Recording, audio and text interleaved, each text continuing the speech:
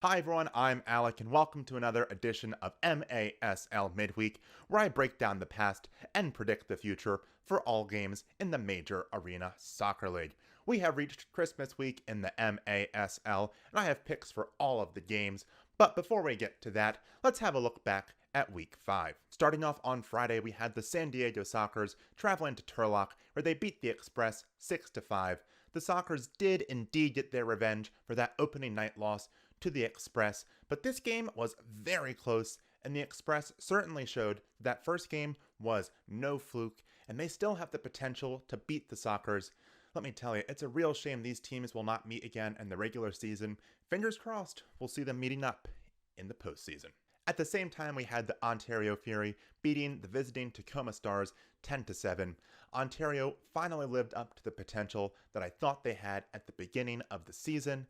It looked like this game could have become a blowout for a bit, but to the Stars' credit, they refused to let that happen, and they kept this game interesting. Moving on to Saturday, we had the Baltimore Blast traveling to Florida, where they lost to the Tropics 7-2. This game was not nearly as competitive as I thought that it was going to be.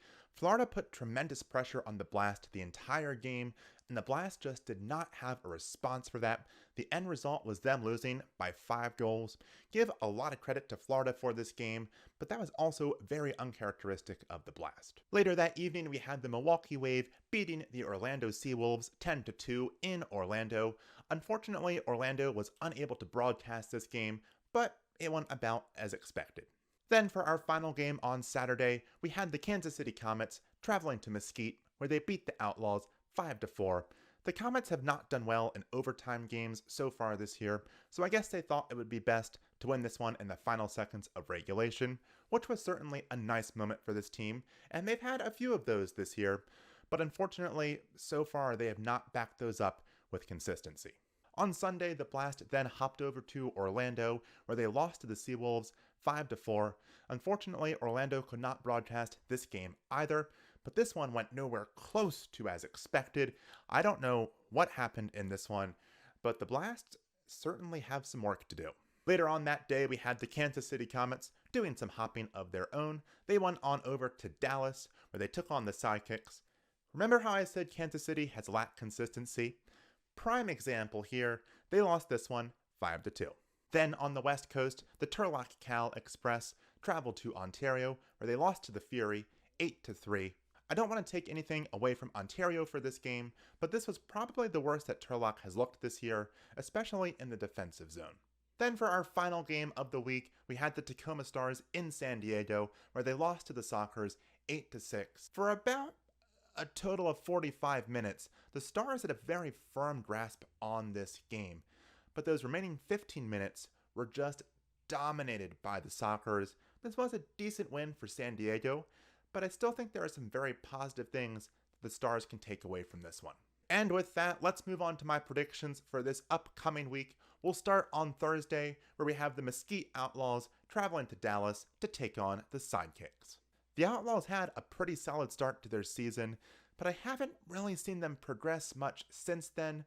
Dallas, on the other hand, has certainly showed some improvement, especially over their past couple of games.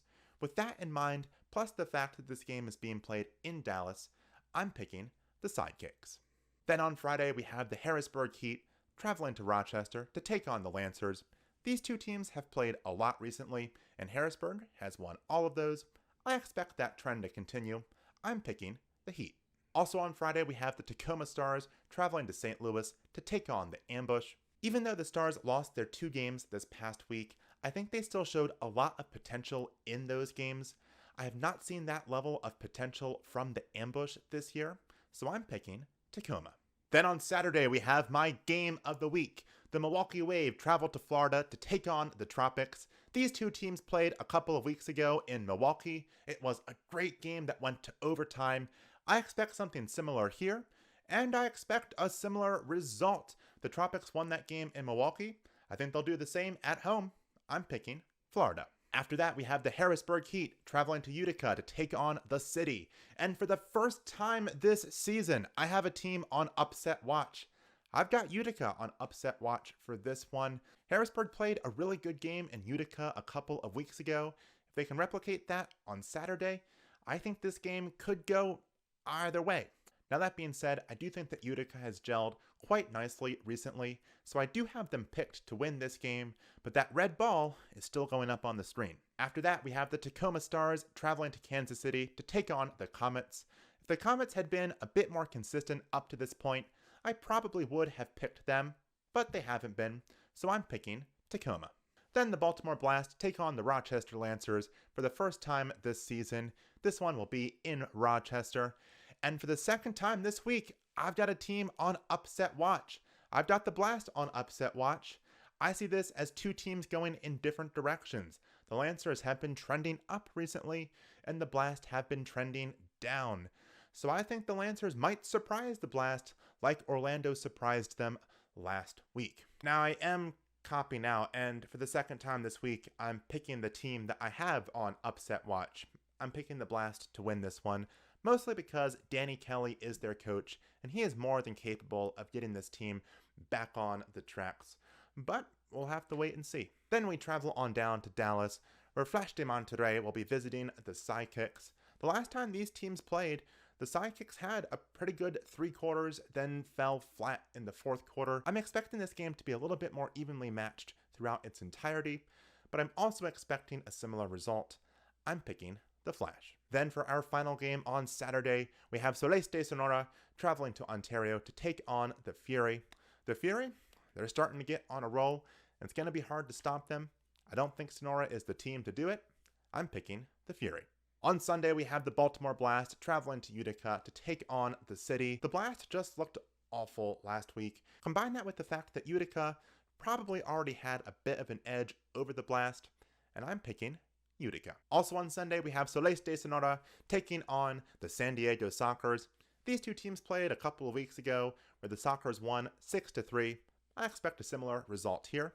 I'm picking the Sockers. Then we have some New Year's Eve games, which are always fun. Starting off, we have the Kansas City Comets traveling to St. Louis to take on the Ambush. The last time these teams played, it was an 8-7 overtime thriller in favor of the Ambush. I think this game really could go either way, but since the game is in St. Louis, I'm gonna pick the Ambush. Then for the final game of 2019, the Mesquite Outlaws travel to Milwaukee to take on the Wave. The Wave had another impressive game last week, winning by 8 goals in Orlando. Meanwhile, Mesquite, to me, kind of ruined a chance to establish themselves a bit by losing to Kansas City at home. With all of that in mind, I'm picking the Wave to win this one, and I think it could turn into a blowout. And with that, I want to wish you all a very happy and safe holiday. Have some fun watching the MASL games this week, and I will see you next year.